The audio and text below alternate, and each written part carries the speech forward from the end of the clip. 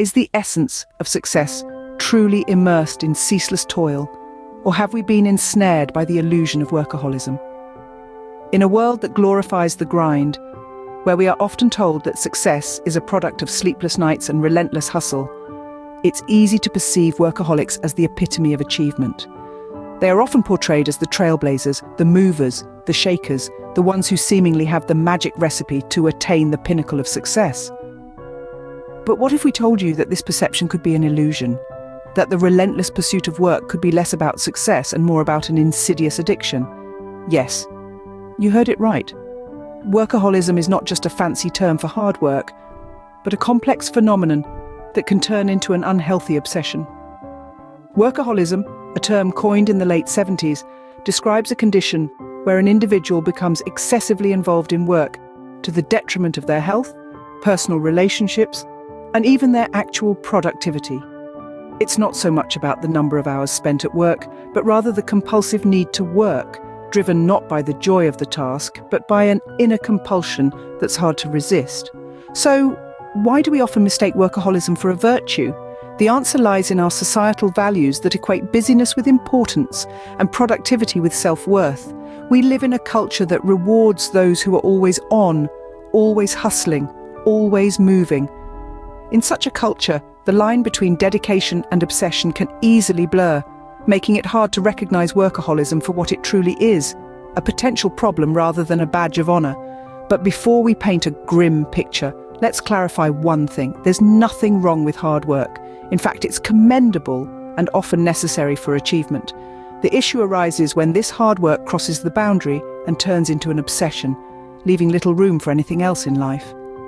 As we journey through this discourse, we aim to unravel the true nature of workaholism. We'll explore its impact, its consequences, and most importantly, how to strike a balance between work and life.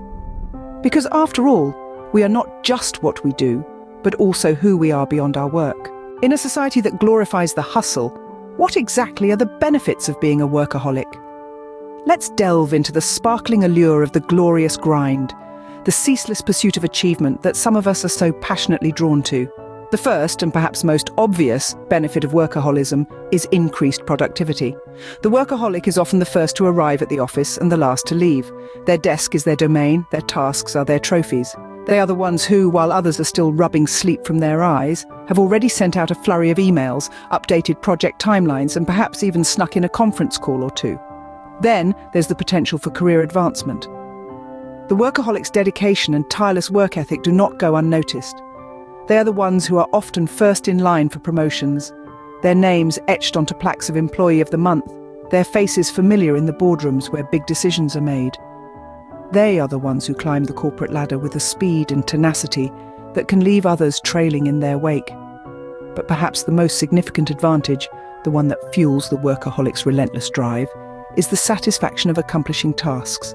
There's a certain thrill that comes from ticking off items on a to-do list, from transforming a daunting project into a completed masterpiece. It's the satisfaction of knowing that they've not only met their goals, but surpassed them. It's the quiet pride of seeing their hard work pay off, of knowing that they've made a tangible impact. So, yes, there's a certain glory to the grind. The workaholic's world is one of achievement, of progress, of constant forward momentum. Their commitment, their dedication, their sheer will to succeed can lead to impressive results. Undoubtedly, the relentless pursuit of success has its rewards, but at what cost? Every choice has its consequences. What then are the hidden costs of workaholism? In the realm of workaholism, the term hidden costs takes on a whole new meaning. They are not monetary, but they are indeed steep. They are not always immediately apparent, but they are profound. These costs may be lurking in the shadows, but their impact can be as bright as daylight. Let's delve into the first hidden cost: health. When work takes precedence over everything else, our physical and mental well-being often bear the brunt. Long hours at the office, skipped meals, insufficient sleep, all these can lead to a host of health problems. Chronic stress, heart disease, depression, and anxiety are just a few of the potential health hazards. The irony is, while we work to live, we might be living to work ourselves sick. Next, let's consider the strain on personal relationships. The workaholic's world often revolves around work, leaving little room for family and friends. Missed dinners, forgotten anniversaries, and sparse quality time can lead to strained relationships and feelings of isolation. Our loved ones might feel neglected, and the workaholic might feel misunderstood.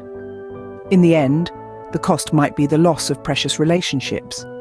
Lastly, there's the risk of burnout. The constant grind can lead to exhaustion, cynicism, and a lack of accomplishment. Burnout is not just about being tired. It's about feeling empty, devoid of motivation, and beyond caring. It's about not seeing any hope of positive change in your situation. It's a state of mental, emotional, and physical exhaustion caused by prolonged and excessive stress.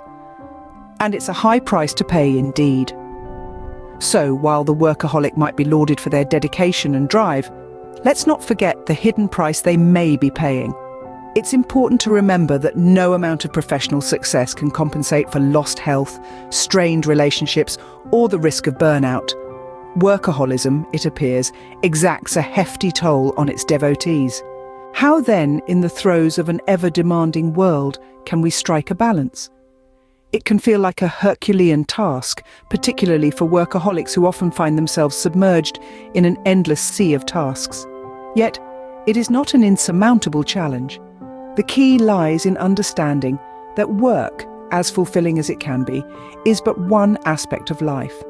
Maintaining a healthy work-life balance requires us to delineate clear boundaries. Think of it as creating a map with work and life territories.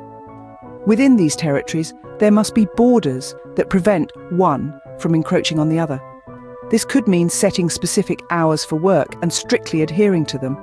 It could also mean consciously disengaging from work-related activities outside of these hours. No checking emails after dinner, no brainstorming during family movie night. Yet, boundaries alone aren't enough. We must also create rest stops within our territories, moments of pause that allow us to recharge and refuel. These are the breaks, the vacations, the quiet moments we often dismiss as unproductive. They may not contribute directly to our work, but they are crucial in maintaining our well-being, which indirectly impacts our productivity and creativity. Self-care too is an integral part of striking a balance. It's the act of prioritizing oneself, of ensuring that amidst the hustle and bustle, we don't lose sight of our own needs. This could mean anything from taking a walk in the park, indulging in a hobby, or simply sitting down with a good book. Remember, workaholics, it's not about completely extinguishing the fire that drives you. It's about controlling it, taming it, so that it lights your path forward without consuming you. It's about understanding that you are more than your work, and that life is a symphony of experiences that extend beyond the confines of a job. Striking the balance, it seems, is not an art lost to the workaholic, but rather, it is a skill to be mastered, a journey to be undertaken, and a destination to be reached. So is being a workaholic a badge of honor or a cry for help? This question has been the thread weaving through our discourse today, and it's now time to tie it all together. We've explored the labyrinth of workaholism, unearthing both the glittering trophies and the hidden thorns. On one hand, we've seen that workaholics often shine in their professional spheres, their indefatigable drive fueling innovation, productivity, and success. They are the ones who burn the midnight oil, the relentless pursuers of perfection, the gladiators in the arena of accomplishment. Yet on the other hand, we've delved into the darker side of this relentless drive. The toll it takes on personal relationships, mental health, and even physical well-being is not to be dismissed lightly. Workaholics often find themselves ensnared in a cycle of chronic stress, exhaustion, and a dwindling sense of personal fulfillment outside their work. The price of unbridled workaholism is steep, and it's paid in the currency of personal happiness and health. The key, as in many aspects of life, lies in balance. Striking the right harmony between professional commitments and personal life is the golden mean that can lead to a fulfilling and successful life. It's about understanding that work is a part of life, not the entirety of it.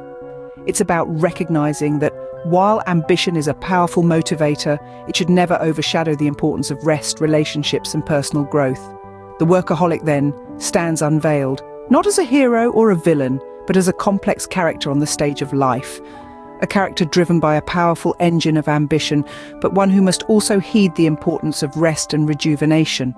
a character who must learn to harness the power of their drive without being consumed by it. As we conclude, remember, it is not the hours we put into work, but the work we put into the hours that counts.